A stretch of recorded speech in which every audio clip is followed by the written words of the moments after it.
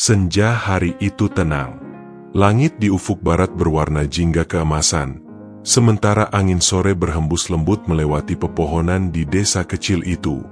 Di sebuah rumah sederhana yang berdiri di tepi jalan desa, seorang lelaki tua duduk di kursi kayu reyot, menatap jauh ke arah horizon. Namanya Pak Surya, seorang lansia berusia 74 tahun. Tidak ada anak yang memanggilnya ayah. Tidak ada cucu yang berlarian di halaman rumahnya. Tidak ada pasangan yang menemaninya berbincang di sore hari. Ia hidup seorang diri, sebatang kara, hanya ditemani kenangan masa lalu yang tersisa.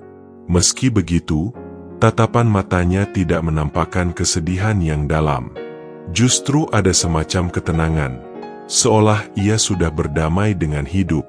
Seperti matahari senja yang perlahan turun, ia tahu bahwa waktunya akan segera berakhir, tapi ia ingin menghabiskan sisa harinya dengan penuh makna. Pak Surya lahir pada awal tahun 1950-an di sebuah desa kecil di Jawa Tengah.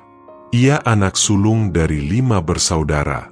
Ayahnya seorang petani penggarap, ibunya seorang penjual sayur keliling. Sejak kecil, hidupnya tidak pernah mudah. Sekolah dasar pun harus ia tempuh dengan penuh perjuangan. Ia berjalan kaki sejauh 5 km setiap hari, membawa buku lusuh dan pensil yang dipotong setengah karena harus dipakai bergantian dengan adiknya. Namun, tekadnya kuat. Ia ingin sekali belajar. Ia percaya pendidikan adalah jalan keluar dari kemiskinan. Meski kerap diejek teman-temannya karena pakaian compang-camping, ia tidak pernah menyerah.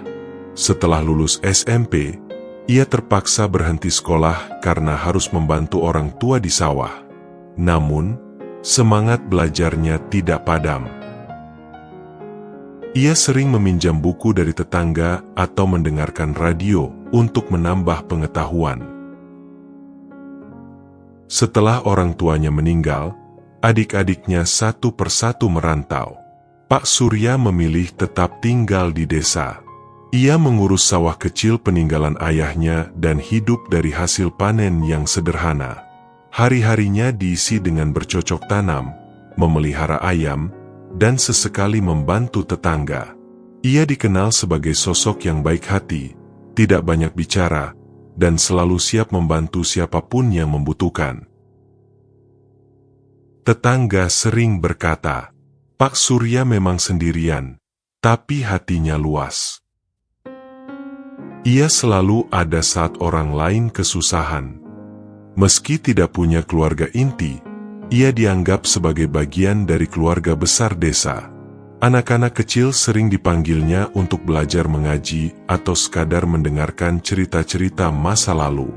Namun, meski dikelilingi oleh tetangga, kesepian tetaplah kesepian. Ada malam-malam panjang ketika rumahnya terasa sunyi.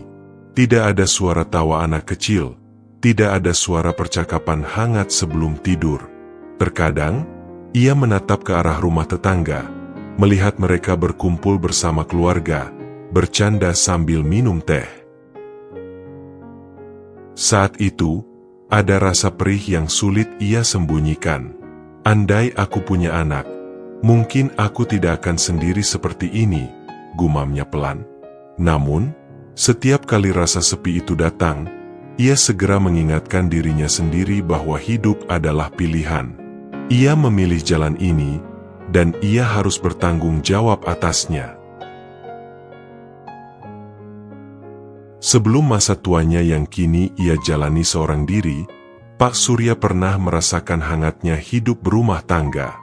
Istrinya, Bu Ratna, adalah sosok yang sederhana namun penuh kasih. Mereka menikah di usia muda, dengan pesta kecil di halaman rumah desa, hanya dihadiri keluarga dan tetangga dekat. Hari-hari bersama Bu Ratna penuh warna, meski hidup mereka jauh dari kata mewah.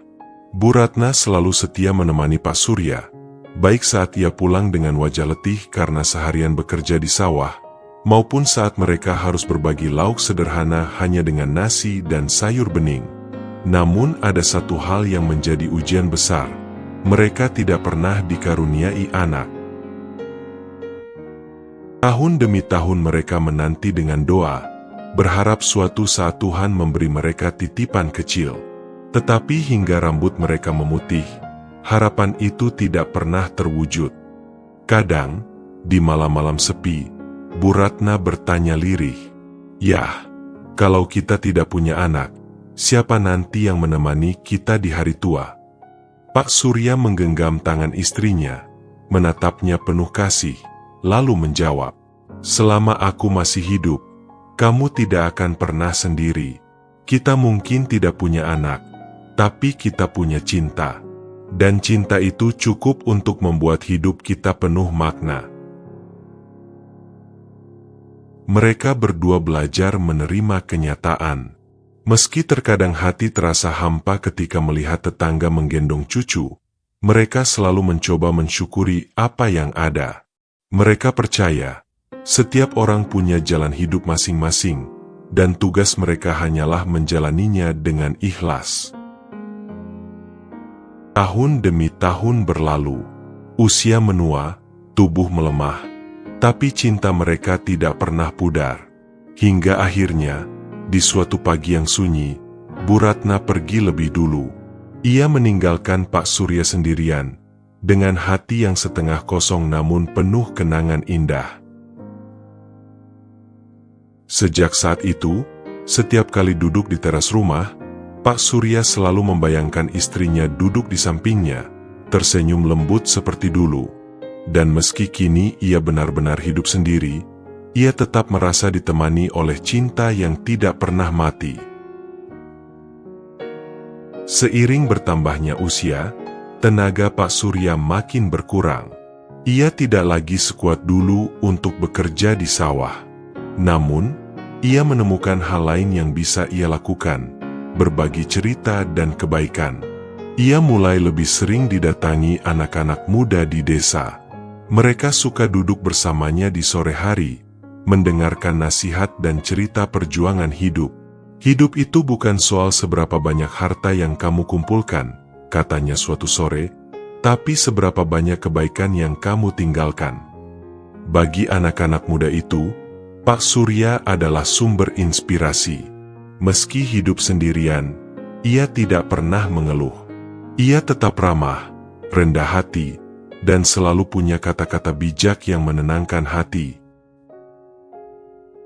Tetangga pun sering membantu Pak Surya. Mereka membawakan makanan, menengoknya ketika sakit, bahkan mengajaknya ikut acara keluarga. Dari situ, Pak Surya menyadari bahwa keluarga tidak selalu berarti darah.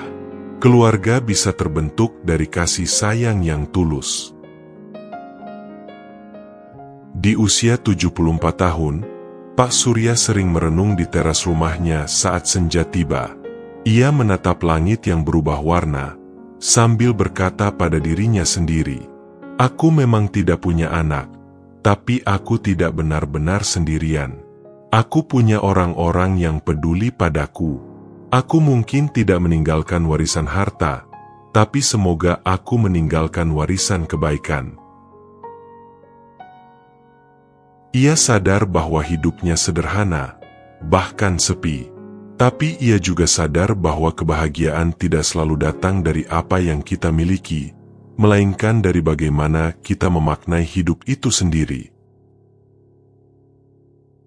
Suatu sore, ketika matahari perlahan tenggelam, Pak Surya tersenyum melihat sekelompok anak kecil berlarian di depan rumahnya.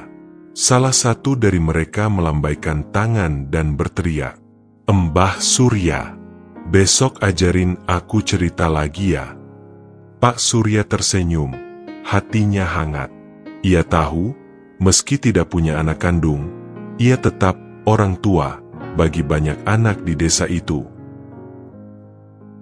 Ia tetap menjadi sosok yang dikenang, bukan karena darah yang ia wariskan, tetapi karena kasih sayang dan kebijaksanaan yang ia bagikan. Senja memang pertanda malam segera tiba. Tapi bagi Pak Surya, senja adalah waktu yang paling indah, saat ia bisa melihat kembali perjalanan hidupnya, dan berkata, "Aku memang hidup sebatang kara, tapi aku tidak pernah benar-benar sendiri." Itulah kisah kehidupan Pak Surya, seorang lansia yang hidup sebatang kara namun tetap menemukan makna hidupnya. Dari beliau kita belajar bahwa kebahagiaan tidak selalu datang dari harta atau keluarga sedarah, tetapi dari kebaikan yang kita berikan kepada sesama. Kalau menurutmu, apa arti kebahagiaan sejati di masa tua? Tuliskan pendapatmu di kolom komentar, karena setiap cerita layak untuk dibagikan. Jangan lupa untuk like, share, dan subscribe channel Cerita Kehidupan Senja, agar kita bisa terus belajar dari kisah-kisah penuh makna di masa senja berikutnya. Sampai jumpa di cerita selanjutnya.